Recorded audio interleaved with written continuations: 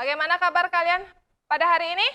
Baik. Oke, jadi kalian sudah siap untuk belajar bahasa Indonesia? Sudah. Ya. Sebelum kita memulai pembelajaran, alangkah baiknya kita berdoa bersama agar proses pembelajaran dari awal sampai akhir berjalan dengan lancar. Silakan kepada Bimo untuk memimpin doa ke depan. Silakan.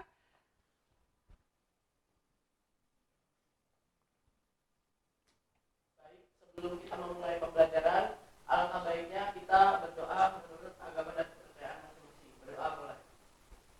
Silakan. Terima kasih Bimo sudah memimpin persembahyangan pada hari ini. Nah, kita akan mulai belajar. Ada yang mengingat materi yang kita pelajari kemarin? Ya, silakan Rey. Tentang teks eksplanasi. Tentang teks eksplanasi. Oke. Sebelum kita masuk pada materi, Ibu akan mengecek kehadiran kalian.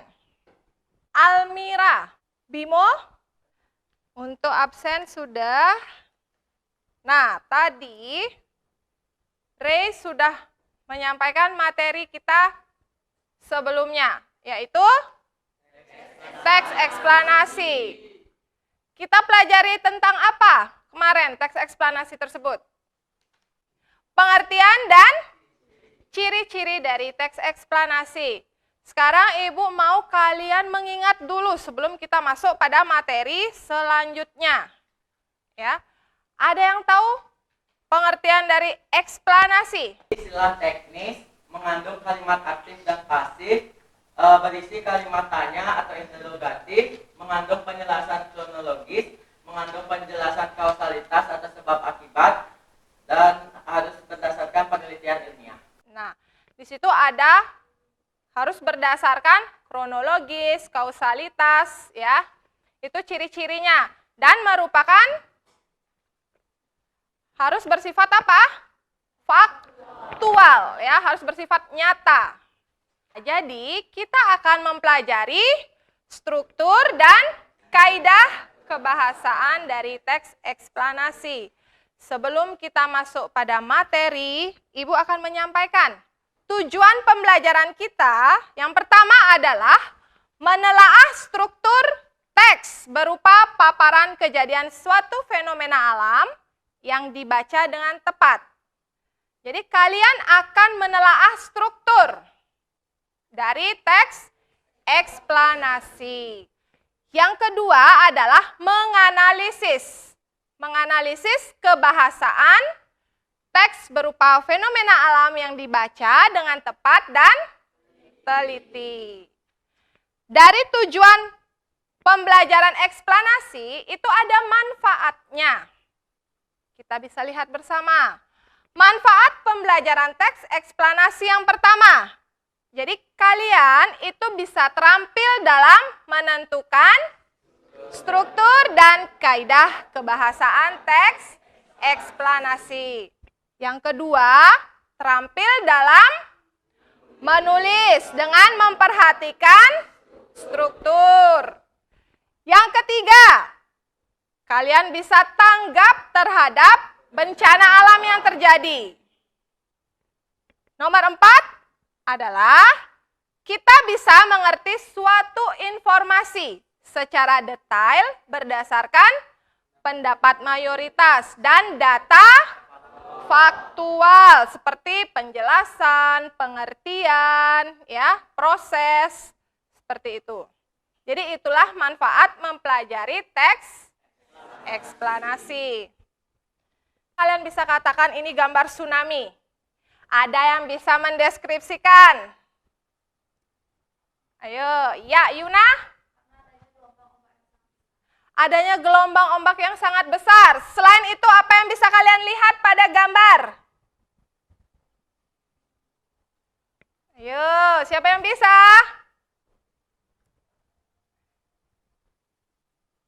Ya. Naiknya air laut. Oke, kita tampung dulu. Terus, adanya apa? Ya, Yuna lagi. Adanya Ya, adanya badai petir. Nah, jadi kalian tahu ini adalah gambar tsunami. Kalian akan menentukan struktur dan kaidah kebahasaan dari eksplanasi fenomena alamnya adalah tsunami. Oke, sebelum Ibu membagikan LKPD, jadi LKPD itu adalah lembar kerja peserta didik. Kalian duduk berdasarkan kelompoknya. Jadi satu kelompok itu ada 4 orang. Gawainya boleh dibawa ya, karena sekarang kita akan mencari informasi apa saja yang ada dengan memanfaatkan gawai kalian, memanfaatkan buku kalian, mencari sumber informasi, referensi. Ya, di sini kelompok 1 silakan untuk pengerjaan tugas. Ya, sudah paham? Ya, kalian bisa berdiskusi dengan kelompok. Ibu berikan waktu 30 menit untuk mengerjakan. Jadi kalian bisa menggunakan gawai kalian untuk mencari informasi dan buku pelajaran kalian. Silakan. Jadi teksnya juga Ibu tampilkan di sini ya. Sebentar, perwakilan kelompok masing-masing itu ada 8 kelompok. Jadi perwakilannya akan menyampaikan hasil diskusinya ke depan. Udah 10 menit. Sekarang kita akan membahas struktur dan kebahasaan. Ibu minta perwakilan kelompok 3. Silakan kelompok 3. Saya dari absen 6, saya dari kelompok 3 akan menjelaskan struktur teks dari bencana alam tsunami tersebut. Struktur teks pertama ada pernyataan umum terdapat pada paragraf pertama karena menjelaskan bencana alam tsunami tersebut. Kedua ada deretan penjelas terdapat pada paragraf kedua karena menjelaskan proses terjadinya bencana alam tersebut. Ketiga, interpretasi terdapat pada paragraf ketiga karena menjelaskan atau kesimpulan penutup dari bencana alam tersebut. Ya, berikan tepuk tangan dulu untuk perwakilan kelompok 3. Temannya sudah menyampaikan hasil diskusi. Silakan kelompok 5. Kelompok 5, bagaimana betul jawaban temannya? Paragraf 1 adalah pernyataan umum, paragraf 2 deretan penjelas, dan paragraf ketiga adalah interpretasi. Bagaimana kelompok 5? Benar jawaban temannya? Ya. Silakan sekarang Ibu mau kelompok 4. Perkenalkan, nama saya Igu Agung Bagus Radia Girna Putra, ingin menjelaskan unsur kebahasaan dari teks tsunami tersebut. Ada 4 unsur bahasa dari teks tersebut, berarti ada konjungsi kausalitas. Kausalitas berada di kalimat, tsunami adalah serangkaian gelombang yang terbentuk karena gempa atau letusan gunung berapi di bawah laut atau di dataran dekat pantai. Dan ada di kalimat selain itu, tsunami juga tercipta karena letusannya gunung berapi yang menyebabkan pergerakan air di laut atau perairan di sekitarnya sangat tinggi. Dan kedua ada konjungsi kronologis, yaitu berada di kalimat ketika gelombang tsunami memasuki air dangkal, kecepatannya akan menurun dan ketinggiannya akan bertambah. Dan berada di kalimat kerusakan yang paling besar terjadi ketika gelombang atau tsunami itu mengenai permukiman manusia sehingga menyeret apa saja yang dilaluinya. Ada ketiga ada kata benda, yaitu berada di kalimat tsunami selalu menyebabkan kerusakan besar bagi manusia. Kerusakan yang paling besar terjadi ketika gelombang besar atau tsunami itu mengenai pemukiman manusia sehingga menyeret apa saja yang dilaluinya. Serta ada di kalimat selain itu tsunami juga tercipta karena letusannya gunung berapi yang menyebabkan pergerakan air di laut atau perairan sekitarnya sangat tinggi.